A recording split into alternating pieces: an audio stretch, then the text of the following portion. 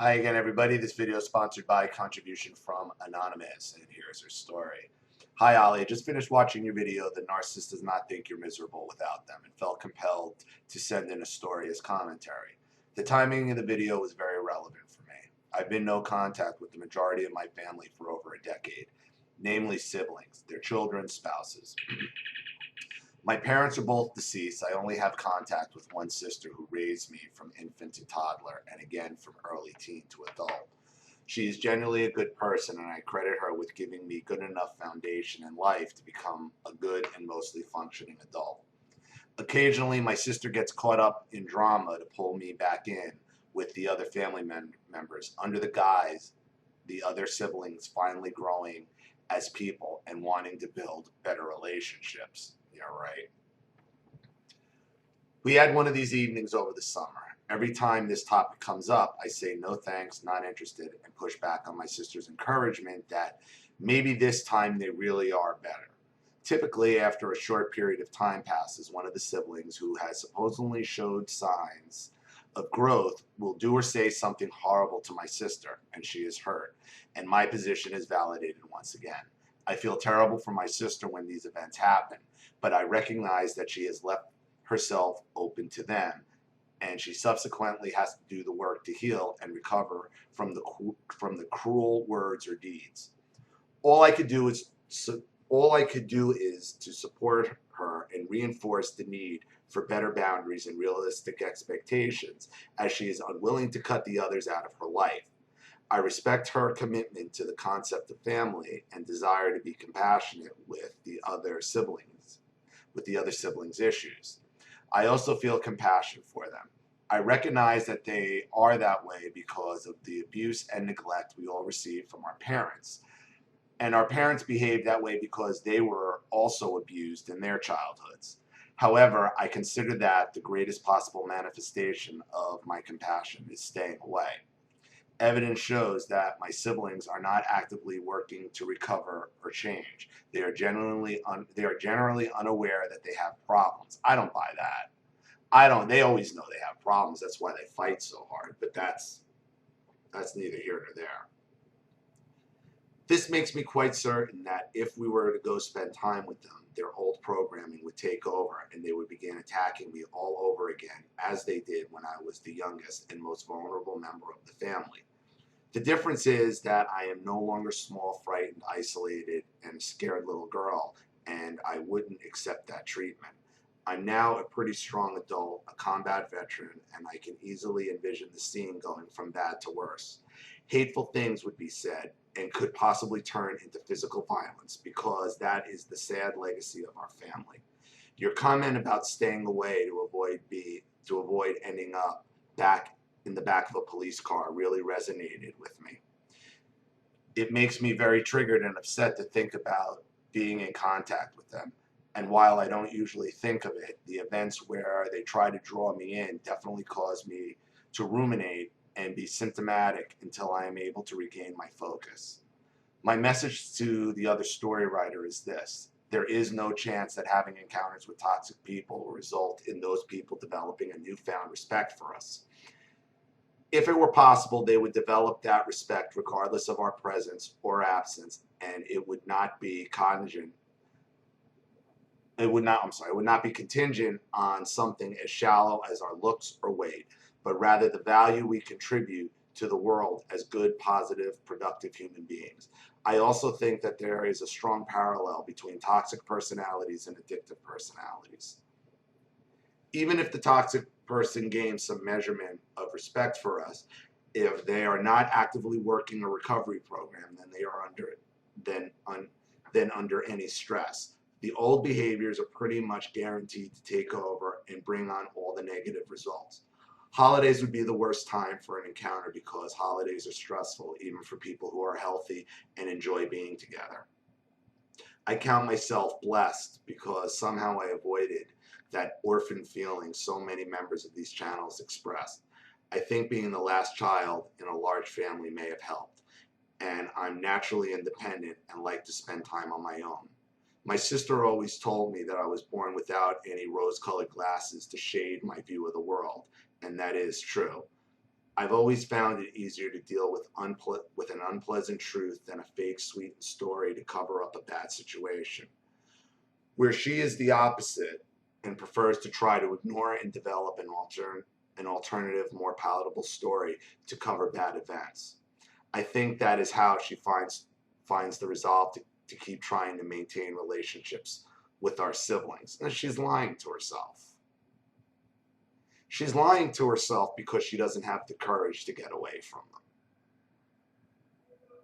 Olly, in closing, I would like to say thank you to you and the other members of the NPD recovery community, including Shrinking Violet, Annabelle Lee, and others who have gracefully and bravely put their own stories out there, as well as the stories of others and the tons of well-researched and thoughtful analysis that turns the stories into powerful teaching instruments. I only encountered this community accidentally about 6 months ago after hearing a friend talk about the various YouTube channels.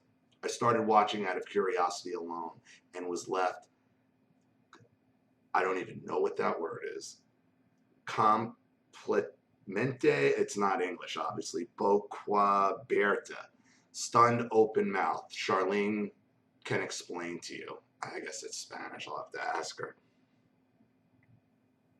I always thought my family was crazy and that I was just hard-hearted, detached, and impatient person who selfishly walked away because I didn't want to deal with them and their drama.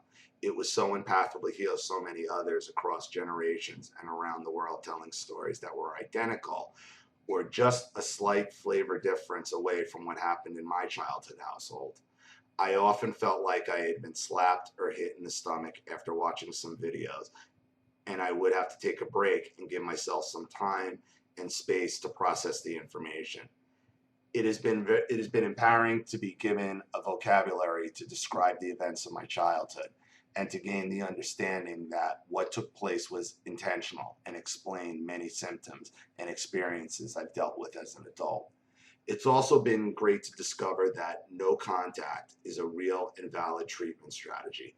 As a result, all this information, my own innate wisdom, and the grace of God, I realized that I avoided an alternate path of life that could have tied me up in the narcissistic web of behaviors. I have also taken a new leap forward in my own recovery and see more positive change in my life. Please keep up the great work. There is a special place in heaven for you all. All these channels are providing great repository of knowledge that can help so many now and into the future. I will continue to be a loyal subscriber. Anonymous. Well, thank you for your contribution and thank you for your story. And you're right. I mean, everything you said basically backs up what myself and many others talk about on their channels about, you can't bring these people back in, you got it. But what stands out to me, and my question for you, and the question that you should really be asking yourself is, not even the question, but I have to caution you about this sister that keeps trying to drag you back in. Okay, because there's only one reason why people try to drag you back in, and I found it's always to take the focus off of them and put it back on you, which is what happens. Which you said, eventually they turn on her and then they're validated. And then what you're saying to her is validated, but it isn't validated enough for her to leave. And that should really bother you, because it bothers me. Because as long, and I'm not saying necessarily you have to cut her out of your life. I am not.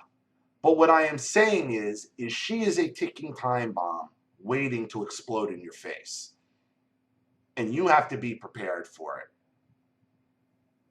Instead of her trying to talk you into having a relationship with the family, it should be you talking her into cutting them off.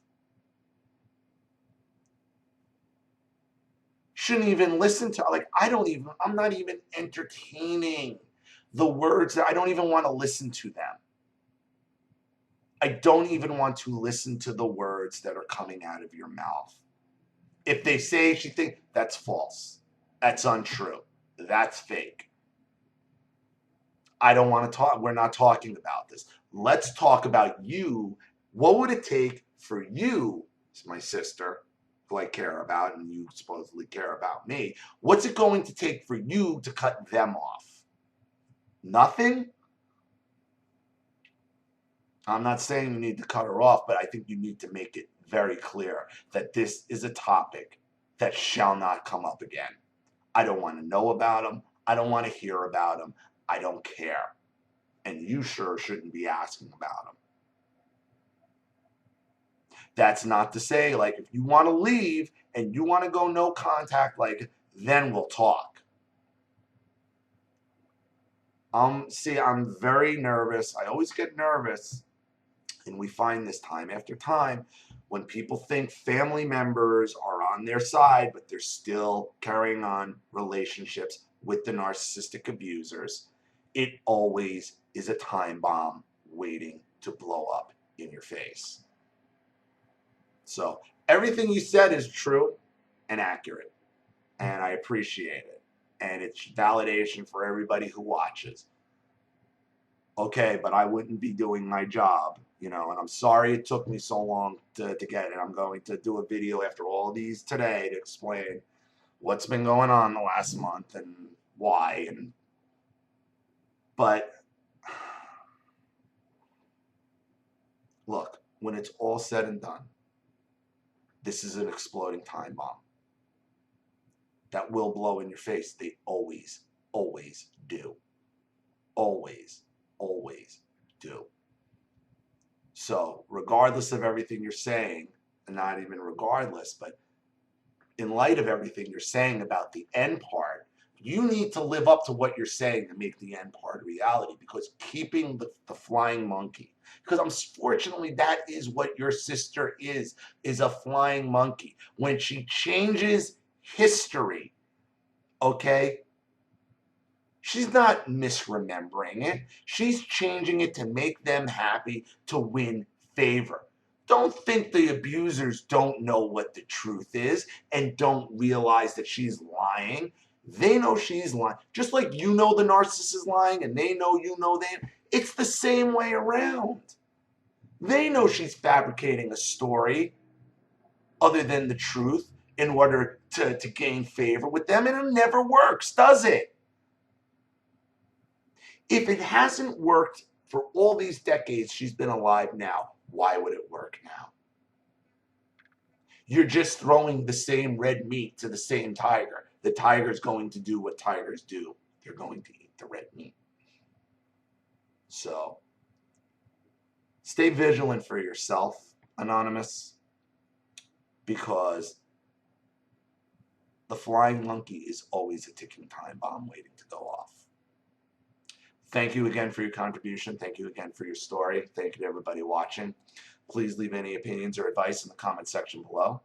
And again, if you want your story read on the channel, you have a narcissist you'd like to expose or a topic you'd like me to cover, you know what to do with the PayPal link and the email link in the description box. And remember, when you do send me your story to the email link in the description box, please put at the top of the email whether it's with or without contribution and what name you'd like to go by. This is Olly Matthews. Thanks for watching. See you all again shortly. Bye.